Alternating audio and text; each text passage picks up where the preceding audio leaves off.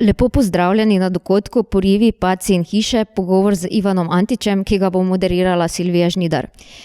Ivana Antića, srbskega prevajalca, ki živi in ustvarja v Ljubljani, smo v slovenskem jeziku lahko že spoznali skozi prevod njegove druge zbirke kratke proze, in sicer z naslovom Membrane, ki jo je prevedla Sonja Polanc. Danes se bova pa osredotočila na njegov prvenec Tonus, ki se prevaja v slovenščino in ki je bil tudi pred kratkim preveden v grščino. Ivan tudi redno prevaja slovenske avtorje v srbski jezik. V srbščino je na primer med drugim prevedel kratkoprozno zbirko Tomaža Šalamuna Hiša Markova in pesniško zbirko Dol Daneta Zajca, za katero je tudi prejel nagrado Društva srbskih književnih prevajalcev, o čemer bova pa govorila v drugem delu pogovora. Torej, Ivan, leta 2009 je izšel tvoj prvenec Tonus. To je zbirka kratkih zgodb, za katero se zdi, da za njo stoji za celoto nek koncept, neka ideja, zamisel. Si torej to zbirko pisal z nekim vodilnim konceptom v mislih? Je morda prišla kasneje, ko se je sestavljala?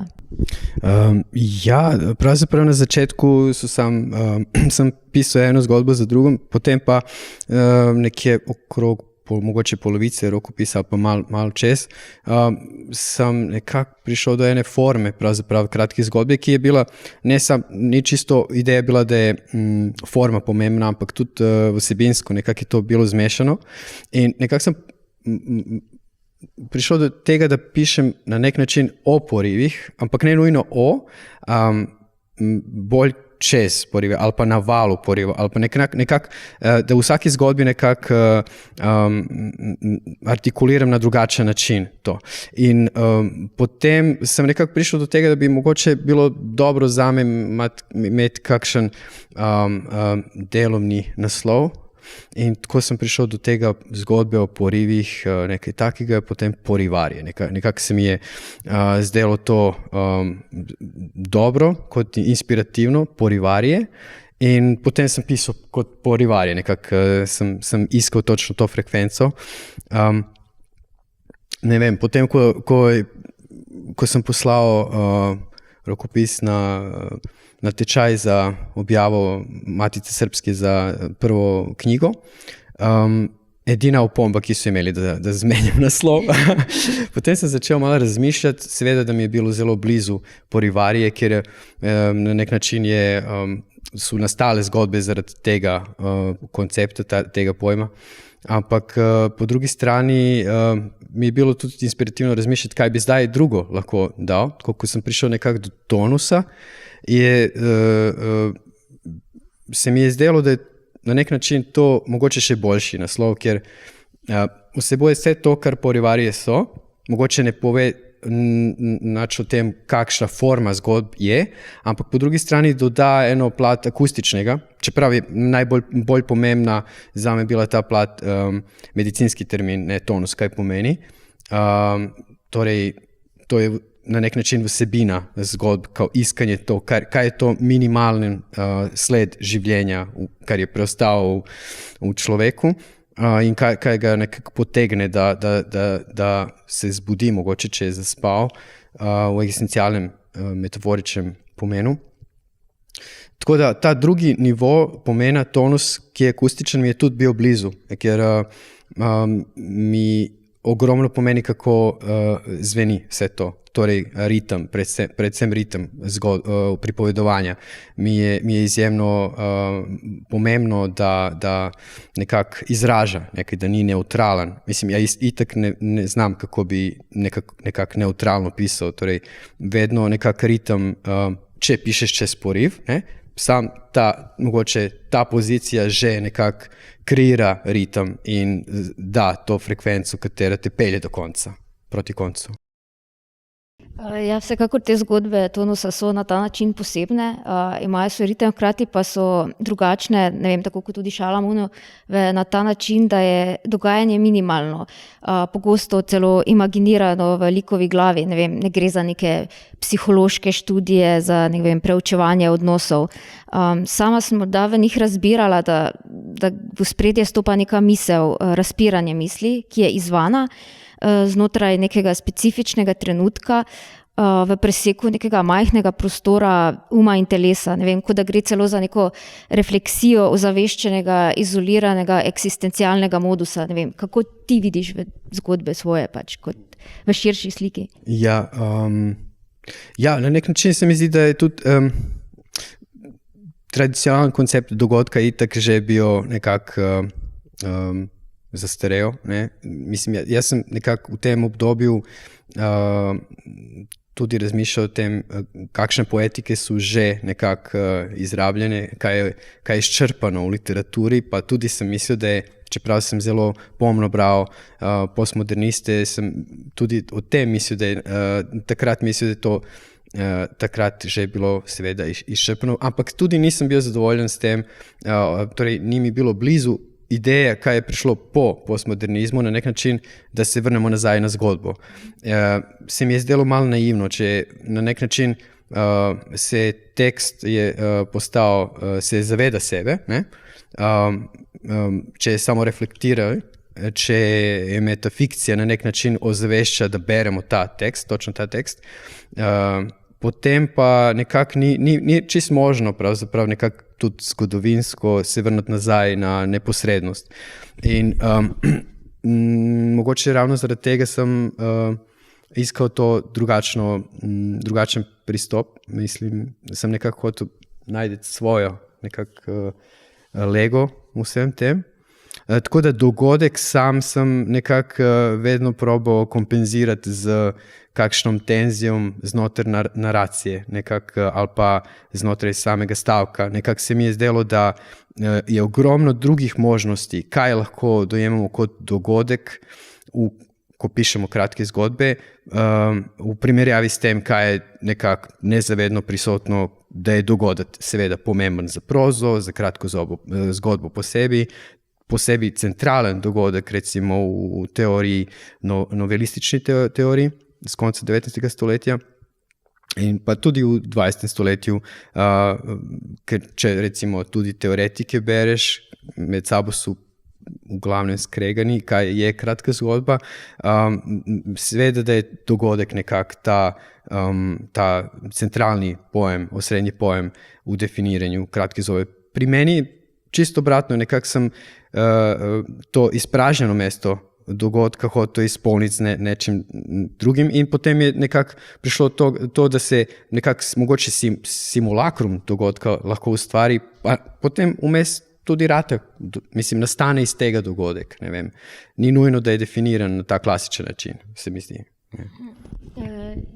Vsekakor dogodek je nek kot dogodi se misel, dogodi se pač neka linija, miselna refleksija, ki steče. In se mi zdi, da to v tonu so to zelo dobro ponazorjeno, ker ne vem, nastopi ravno v nekem trenutku deautomatizacije rutine, v kateri se je znašel lik, ponavadi nekakšnega zabubljenca vase. Znajde se v tem nekem zelo tujem dogodku, no, pač v tem nekem trku s prostorom, izzove ga nek dražljaj in ga pripravi do neke skoraj da fizične prezence misli, prav kot da fizično čuti neko misel, ki vdira in tudi boleče rezonira na nek način. Ne vem, recimo v zgodbi Balast, pa pride prav celo do nekega momenta gnusa, do neke radikalne drugosti, kar ga vrže pač. Ali ki se nekako po teh momentih zabubijo nazaj, ne vem, pač ta dogodek jih vrže ven za trenutek, potem pa splezajo nazaj vase. Bi rekel, da to nadelo neka dialektika med tem aktivnim celo divjim svetom in potem nekakšnim utrplim posameznikom notranjosti, ki se vrača v to horizontalno inercijo, ampak brez moralnih podtonov. Ja. Se strinjam. Tudi to je ena od stvari, ki sem nekako ko sem bil nekje na polovici teh zgodb, sem videl, da pravzaprav se ukvarjam ogromno s problemom inercije ali pa pasivnosti ali pa problem šibke volje je tudi prisoten v literaturi. Mogoče sem ga tudi z filozofske točke hotel analizirati, ampak čez zgodb, mislim, prek pisanja zgodb, torej ne nujno, kako bi rekel, da artikuliram kot refleksijo, ampak da vidimo, kako to izgleda, če se na nek način sami liki v tem ritmu nekako zataknjeni, pa da se opirajo recimo tom porivu, da se vrnejo nazaj, ampak ostanejo. Mislim, ne morejo iti čez. Tako da inercija je mogoče tudi kot problem, ki zajema tudi kolektiviteto, ne nujno sam posameznika. Tudi to me je v tem obdobju zanimalo. Torej, ne vem, kako bi rekel, kot da je človek zasanjen v svojo lastno pasivnost, pa niti ne vidi, da je to tako, kot je. Ne? Tako da ja, to se mi je zdelo zelo pomembno kot problem. Ja. Mislim, ko govorimo o teh likih v tvojih zgodbah, sicer so to večinoma neki anonimni liki osebe, a zdi se, kot da pač se v teh zgodbah subjekt na nek način razkraja. Individumi se odmikajo individualnosti, postajajo odsevi, dvojniki sebe, tako kot ne vem, v zgodbah, že v ta prvi zgodbi Klavrn vajenec in potem v tem Duh steklo, mislim, da naslov. V ospredje stopa nezavedno, fragmentarno, kaotično, razpršeno. Morda bi celo rekli, da je najmočnejša podstat subjekt, zgodb, jezik sam, iz katerega pač nastaja eksistenca pripovedujočega glasu. Ja, jezik je tako nekako implicira to razpršenost subjekta. Tako da, ja, strinjam se, da je nek način to prisotno, kot da je subjekt na več različnih plasti, da se nekako vzpostavlja. Ja. Kaj točno, recimo si... Mislim, ne, da pač tudi jezik je tista komponenta, ki najbolj stopa v spredje zbirke. Če si to delal, mogoče si delal s tem mislih, da pač izpostaviš to neko poetičnost, neko izrisanost jezika. Ja, mislim, ni bilo načrtno, tako bi rekel. Vse nekako bi rekel to, kar so se pogovarjalo o dogodku, mogoče bi artikuliral kot dogodek jezika, dogodek artikulacije se nekako sprožil. Tako da vse to, kar je prišlo kot ta luk vmes, je manj ali več ne načrtno, nekako so zgodbe cele nastajale takšne, kot so. Tako da je jezik seveda bil nekako ta glavna snov, nekako ko je zgodba prišla, nekako, ko se je zaključila, sem jaz točno vedel, da je zaključen. Potem je jezik itak bil definiral vmes na tej svoje tonaliteto in ritem in vse drugo, kar se mi je zdelo kot ena pomembna barva za posamezno zgodbo. Tako da mislim, da je jezik seveda ključna stvar, ker v literaturi se ukvarjamo izključno z jezikom in kaj se s njim lahko seveda naredi v zgodbi ali po drugih žanrih. Ja. Ja, jezik je pač ta glavno sredstvo. Ne? Ja. Mogoče v tem povezavi, naprimer, jezik in način naracije. Prej si omenjal nekako to oddaljenost od postmodernizma, kako se je pač proza odmaknila od tega. V tonusu pa se mi zdi, da je ravno prisotn nek nov meta moment. Občutek dobimo, da so to zgodbe o potencialnih zgodbah znotraj zgodbe. Liki si sami uprizarjajo neke narative, ki bi se lahko zgodili. Naracije se razcepljajo znotraj sebe, torej znova v tem zgodbi Duh steklo pa Džavolja posla. Mislim, da bi rekel tudi, da potem pri teh zgodbah na koncu osnova zgodbe, možnost samih zgodb, možnost njihovih smeri, kako se bodo razvijale. Ja, strinjam se, to je tudi, se mi zdi pomembno bilo takrat, ko sem pisal, da nekako ne samo to, mislim, itak me je zanimalo ne samo to, kar je kratka zgodba kot žanr, ampak tudi kot žanr, kaj obstaja tudi potencialno, nekako, kako bi se še nekaj novega mogoče ustvarilo v tej formi, ampak tudi posamezne zgodbe sem na ta način tako sem takrat ovrednotil ali pa valoriziral, da mi je vedno bilo bolj zanimivo, kaj je to potencialno, kot kaj je to aktualizirano. Tako je par zgodb, recimo v No Dog, No Shit, pa Priča samobica, sem to tudi probal nekako artikulirati kot osnovni princip kratke zgodbe. Torej, da je sam sugerirana ena zgodba, potem se zdi, kot da je izpeljana, ampak na eni točki se čist nekako odpovedaš tega in greš v drugo smer. Ja, seveda, to je nekako dolg postmodernizmu, seveda, ampak mislim, da lahko to nekako, da je ostalo kot nekaj, kar bi lahko tudi danes, se mi zdi, nekako bilo dobro orodje pred padom, nekako se zaščititi od pada v naivnost, ne. Ja, seveda, pa tudi, ne vem, se mi zdi v teh zgodbah, tudi v tej zgodbi o samomoru in No Dog, No Shit, je poleg tega, kot da podpira to osnovo tudi ta humor. To so zelo zabavne zgodbe, ampak se mi ne zdi, da bi zgolj rahljale teksturo teksta, ampak kot da ta humor tudi pripomore k temu, da zamaje resničnost same zgodbe. Ja. Je mogoče to tako brati. Ja, mislim, glede humor je vedno, mislim, vprašanje, koliko se zavedaš tega, ko pišeš. Seveda, ko mogoče potem prebereš, vidiš, da ampak čudno je, da tudi ene stvari, ki ti niti niso najmanj si mislil, da so humorne, pa potem bralci lahko preberijo na ta način. Tako da glede tega nikoli nisi nekako na varnem, kaj je točno tisto, kar bo bralec prebral kot humorno. Ne vem. No, mislim, vsekakor je uspelo. Ja. Če se še nekoliko obrnemo zdaj k zbirki Membrane, ki je sicer v Sloveniji šla pred Tonusom, si jo pa drugo napisal. Ali ti vidiš, ne vem, mogoče močno razliko med obema deloma? Sta to dve zelo različni pisavi, ne vem, v Tonusu, tako kot smo videli, se morda ukvarjamo z temi nekimi mikroprostori zavesti, Membrane pa že gredo v neke širše relacije, gredo ven v svet zavest, se premika, ne vem, proti družbi mogoče, ne vem. Ja, mislim, da je to, kar se jaz spomnim, da je, da sem po Tonusu nekako nujno hotel pisati na drugačen način, torej nisem hotel nekako nadaljevati s tem konceptom. Potem vmes je bilo eno ogromno obdobje, ko sem iskal, kaj bi to bilo, in mislim, da sem tudi prišel do tega, preden sem se ozavestil, torej ko sem v enem točki tretjo zgodbo knjige napisal in ko sem jih dal na kup, te 3 zgodbe, sem v enem momentu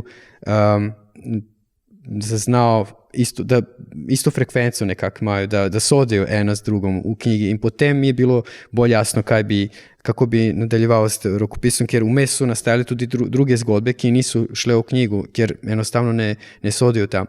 Ampak glede tega, kaj je sprememba, mogoče, če sem bolj iskal to minimalistično kratko zgodbo v Tonusu in neko svojo lego v tem, tukaj sem v Membranah bolj bil inspiriran z novelo kot takšno. Ona itak sama po svoji strukturi nekako razširi ta prostor, ki ga zajema iz sveta, in seveda to je bilo z italikom, nekako sem hotel poudariti, da je še vedno ta distanca prisotna, da to ni čist naivna vrnitev na, ne vem, novelistično tradicijo, da zgodba tudi sama sebe bere, ne? In ampak glede te razširitve bi rekel, da je, čeprav gre v ta bolj zunanji svet v tem pomenu, da recimo liki še vedno nimajo imen, to je podobno, kar je seveda izziv, ne? Če je izziv pri knjigi kratkih zgodb, mogoče je še večji izziv pri knjigi, v kateri so zgodbe daljše, ker potem res moraš kompenzirati to, kar tradicionalna zgodba pove z imenom ali pa z kakšnim kratkim življenjepisom o liku, ne? Ker potem je vse lahko bi se moral vse sprožiti ali pa posredovati prek glasa, prek ritma, prek čist druge intonacije. In potem to je, kjer imaš seveda sam moški in ženski glas, potem tu so samo dve možnosti, potem pa ogromno več tonalitetov moraš imeti za, se mi zdi, moški pa ženski glas, če bi hotel napisati knjigo, v kateri zgodbe niso med sabo nekako ciklizirane ali pa navezane med sabo. Tako da zaradi tega pa še drugih enih stvari se mi zdi, da tudi so podobne tonusu. Glede tega socialnega prostora se mi zdi, je, kot sem rekel, ta razširitev prisotna, ampak po drugi strani ta socialni prostor je še vedno nekako zlepljen. Mislim, da ena zgodba v tonusu je zlepljen. Tako da se mi zdi, da še vedno s subjektom v eni tako malo čudni relaciji ta socialni prostor, da ni to čisto objektiven socialni prostor in da je še vedno pogreznjen nekako v subjektiviteto. Mislim, to je nekaj sem hotel reči tudi o tonusu in o membranah. Se mi je zdelo tudi ta subjektiviteta, da je pomembna, mogoče kot glavna snov za zgodbe, ker v drugi diskurzi, neliterarni diskurzi, so nekako definirani in literarni diskurs pa je odprt in mogoče ta zadnji diskurs, znotraj katerega bi se lahko fokusirali na to, kaj je subjektiviteta, kaj je subjektivnost mogoče. Tako da to je tisto, kar je tudi definiralo ritem nekak zgodb, da so vsi pogrednjeni v ta svet, kakšen je, ampak pozabljamo, da mislimo odznotraj, kaj smo mi odznotraj. Ne? In to je to. No, jaz seveda mislim, da sta obe zbirki odlični, tako da vsem polagam na srce, da jih preberejo, tako da predvsem, ko bo tudi tonus išel. Mogoče bi zdaj se še obrnila k tvojim prevodom, tvojim prevodnim delom, katere si tudi napisal spremno besedo, in sicer morda bi začela ravno s prevodom Daneta Zajca. V zbirki Dol je Zajčeva poetika nekako zajeta že v samem naslovu. Ti si v spremni besedi poudaril, da v njej Zajc te neki veličastni ideji vzpona zoperstavlja metafizično refleksijo o padanju. Zajčev svet je že sicer nasploh nek svet padlega sveta. Imamo temačne vrhove, strašni so, transcendenca molči, svet spodaj pa je, kot če verze citiram, blodni dom brez svita, poln temnega živalskega strahu. Bi rekel, da je padanje pri Zajcu nekakšna vse prisotna neizbežna ujetost v to brezdanjo grozo. Kako se je tebi odstirala ta Zajčeva poetika in ti je potem mogoče celo pomagalo, da si lažje prevajal? Ali? Ja, mislim, tudi recimo, zdaj mogoče to proti koncu bi moral omenjati, ampak intonacijsko, tudi ta dol nekako ta melodija, ko se konča nekak intonacija ali pa pade, nekako to je tudi bilo pomembno kot kakšen ključ, kako bi akustično v prevodu moral priti do tega, kako bi zvenel prevod v srbščini, ker recimo, seveda to bi moral proti koncu povedati, ampak zdaj, ko sem se vpletel to, bi rekel, da je tudi bil izziv nekak barve Zajčeve poezije, kako bi jih v čist drugačnem fonetskem sistemu rekreiral, ne? In ker itak srbščina ima veliko več odprtih vokal, ne? Tako fonetika je čist drugačna, potem pa iščeš ene druge možnosti, kako bi obarval to, kar je pri Zajcu nekako zamolklo. In glede drugih tako bolj semantičnih plasti dol je knjiga, katera na nek način v samem naslovu ogromno pove v glavnih temah, kakšna je poezija v tej knjigi. Torej, nekako je ta tendenca ka pacu, iti dol, nekako je prisotno tudi recimo v tem tematskem kompleksu, v katerem so pesmi, v katerih on se vrne nazaj v preteklost, v to inicialno situacijo iz otroštva, v kateri je seveda še v požgani travi, ki je artikuliral še takrat, ampak je zanimivo, da je tudi to padec v preteklost. Tako da na več različnih, se mi zdi, nivojih funkcionira ta naslov.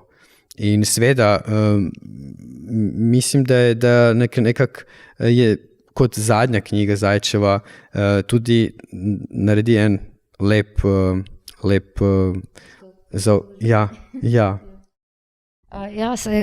preko si omenjal ta jezik, ker je res zelo ritmičen, zelo temačen. Po eni strani imamo tega nekega zaklinjevalski jezik, po drugi, zamolke, predstavljam si, to si jaz predstavljam, da kot prevajalec to moraš tu na glas brati in večkrat, si se zoperstavlja tekstu, ki ga prevajaš, zato da zadaneš, Ja, jaz se ne spomnim, kolikrat sem prebral, preden sem nekako končal prevod na glas, seveda, ker to je toliko pomembno, da niti ne vem, kako bi artikuliral, koliko je pomembno branje na glas, ko prevajaš poezijo. Posebej pri Zajcu se mi zdi, ampak tudi pri drugih pesnikih. Tisto, kar je meni bilo pomembno, kar je mene nekako, jaz sem seveda bral tudi druge prevode Zajca v srbščino in prvi prevodi so tam 58 že bili, recimo v Poljih Dejan Poznanović, ki je znan tudi kot prevajalec Šalamuna, pa seveda Roksanda Njeguš, dve knjige prevoda iz zbora iz Zajčeve poezije, Ljubiša Đidić v Bagdali, potem pa je tudi revijalno ogromno bilo tega objavljeno, kar ni potem iz tega knjiga nastala. Marija Mitrović je edina pravzaprav prevedla knjigo v celoti, Zarotitve, 88. In recimo, ko je bila priložnost, da prevedem eno knjigo Daneta Zajca, nisem niti sekundo razmišljal o tem, ali bi izbor delal, ali pa bi knjigo v celoti. Tako da nekako dol sem itak večkrat bral in čakal ta pravi tren, da se lotim s prevajanjem. Pa kaj sem na začetku, kaj je bilo vprašanje točno? Kako si se lovil s tem. To je recimo točno to. Ključna tačka, torej, ko sem bral druge prevode, sem iskal svojo lego, svojega Zajca nekako. In potem, ko sem se spomnil ko sem razmišljal, kaj bi bilo to, kar je analogno na nek način Zajcu v srbski poeziji, in ko sem se spomnil Momčila Nastasjevića, ki je pisal med dvema vojnama, in njegove redukcije jezika, nekako sem prišel do tega, sem najdel to točno, ker to seveda ni ista poetika, čisto drugačna je, ampak glede tega, kako zreduciraš stavek, strukturo stavka, pa kako nekako tako rahlo arhaiziraš stavek ali pa diskurs, potem se mi je nekako odprlo, da bi ta bližina mi je dala ključ. Definitivno je bil, mislim, da je prevod dobro uspel, koliko sem brala, tako res pride do izraza ta lepa zvočnost tudi v srbščini. Mogoče pri Šalamunovi hiši Markovi pa so verjetno bili neki drugi problemi, predvsem, ker je zelo gost jezik, uporablja nekaj izraze, recimo iz hortikulture, ki še jih, Slovenci, po mojem, ne vemo, kam bi jih umestili. Pa tudi, uporablja tako različne, zelo dosti intertekstualnih referenc, hitro menjuje registre, hitro se izgublja pomen, ko se te slike menjujejo. V spredje spet zopet stopa sam tekst, produkcija pomenov, ne vem, imaginacija. Si moral potem tukaj obrati neki bolj analitičen pristop, najprej razsekati tekst, razumeti pomen in potem... Literarno-zgodovinski, ker itak se mi zdelo, da ta knjiga nekako je ne moreš umestiti v en kontekst, nekako sploh ni kontekstualizirana, niti v recimo literarni zgodovini, katera se ukvarja z kratko prozo ali pa sploh s prozo, niti v Šalamunovem opusu, ker itak je izjema, to je edina knjiga kratkih zgodb Hiša Markova, niti ni bilo jasno, mislim, tudi specifika je tudi to, da je objavljena 25 let potem, ko je napisana, tako da, pa tudi to ni čist jasno, kot ti knjigo, jaz sem je relativno ogromno časa imel, odkar sem je kupil v konzorciju, nekako vedno mi je nekaj bilo glede te knjige zanimivo, ne samo to, kar je tudi izpostavljeno v teh 3 ali pa 4 kratkih besedilov knjigi, ki so objavljeni kot kritike, da je zanimivo, da je seveda kakšna proza pa je našega znanega pesnika, ampak čisto, tako bi rekel, filološko mi je nekaj tu manjkalo kot informacija, ni mi bilo jasno, kako zdaj, od kamor prihajajo tiste zgodbe, kdaj so napisane, zakaj so v zgodnjih 90-ih objavljene, a so bile objavljene predtem, ogromno vprašanje. In potem seveda sem šel v arheologijo, potem sem videl, da niti najmanj to ni zdaj kot se nekako zdi, kot knjigo imaš v rokah, niti najmanj ni ta situacija, da je zdaj to neobjavljene zgodbe, ki jih je napisal, pa jih ni objavil. Čisto nasprotno, zgodbe so objavljene revijalno med 66 in 69 letom in to niti najmanj v kakšnih neznanih revijah. Recimo, kar je zelo izpostavljeno pravzaprav, recimo odločitev, da v prvem zborniku Ohoja v Evi Šalamun ne objavi poezijo, ampak objavi zgodbo Hiša Markova, nekaj ti pove. Mislim, nekako se zdi čudno, da je recimo zgodovina literature ni toliko videla, koliko je to pomembno. Potem ta tretja zgodba, Jonas, tudi je objavljena v katalogu, v Problemih, če se dobro spomnim. In vmes je tudi objavljal v zbornikih Ohoja pa kataloga Šalamun tudi poezijo, pa tudi kakšno fotografijo in tako naprej. Torej je bilo multimedijalno, ampak v 2 pomembnih publikacijah je prisoten z zgodbami. Tisto drugo zgodbo, Heli, iz knjige ni objavil, ampak je zanimivo potem, da sem najdel še eno zgodbo, dokumentacija v Tribuni, mislim, da je objavljena v okviru enega širšega projekta Mici, ki ga je Marko Švabič nekako koncipiral. In mi je zanimivo, da tista zgodba ni vključena v knjigo Hiša Markova, posebej, ker je Jonas en od likov, Jonas je tak glavni lik, če se lahko reče sploh, v tej tretje zgodbi Hiše Markove, pa je zanimivo, da je prisoten tudi v tej zgodbi, ampak ona ni v knjigi. Tako da, eto, to je čisto en side project bil, najdeti vse te izvirne. Seveda pa tudi potem sem tako minimalno kot kritiško izdajo naredil. V opombah sem večkrat omenjal, recimo, kateri stavki niso vključeni, recimo, ni ogromno teh sprememb, ampak sem primerjal tiste revijalne objave z knjižnom verzijah, ki so v knjigi, in potem sem tudi to nekako v opombah napisal, da zakaj se mi zdi, da je to zdaj recimo ena pesem iz Jonasa o klenih je odstrano. Pa recimo glede Hiše Markove prve zgodbe, sam prvi stavek je nekaj malo spremenjen, ampak po mojem je boljši bil v tej prvi verziji, ampak ni pomembno.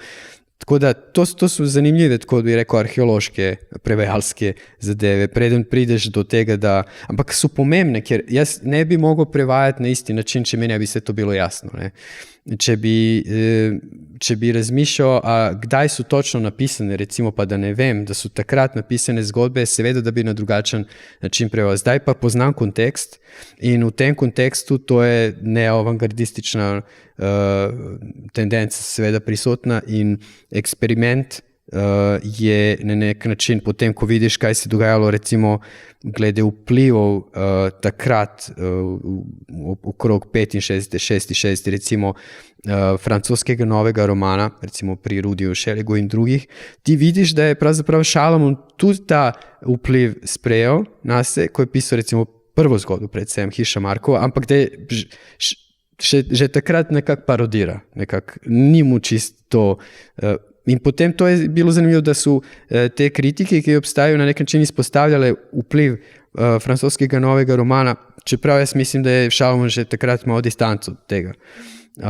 Glede tretje zgodbe, Jonasa, tudi tam je čisto drugačna poetika itak in iz ene izjemno skrite reference sem nekako prišel do tega, da je pravzaprav Burroughs nekako vplival na to s svojo cut-up fold-in tehniko, čeprav ne dobesedno, ker stavek je še vedno nekako atomističen, intervencije niso v vsakem posameznem stavku, ampak v tem, kako je kot fragmentarno sama zgodba nekako strukturirana. Ja, absolutno zelo zanimivo delo in škoda, da je tako pozabljeno v nekih arhivih slovenske književnosti, tako da upajmo, da mogoče zdaj spet malo na novo zaživi. Ja. No, zdaj bi se tudi mogoče bi dva zaključila in bi se ti zahvalila za ta zanimiv pogovor. Hvala za super vprašanje.